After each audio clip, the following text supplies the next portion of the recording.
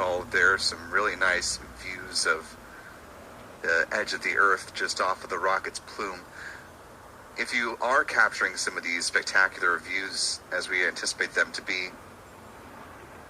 tag us on social media. Love to see what you get.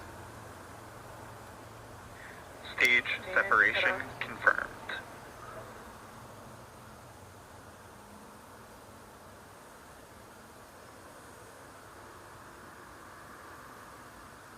And back startup.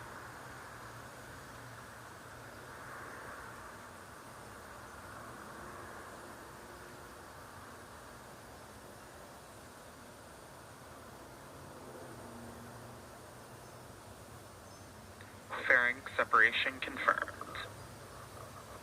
And a great view of those Starlink satellites with the payload fairings deploying.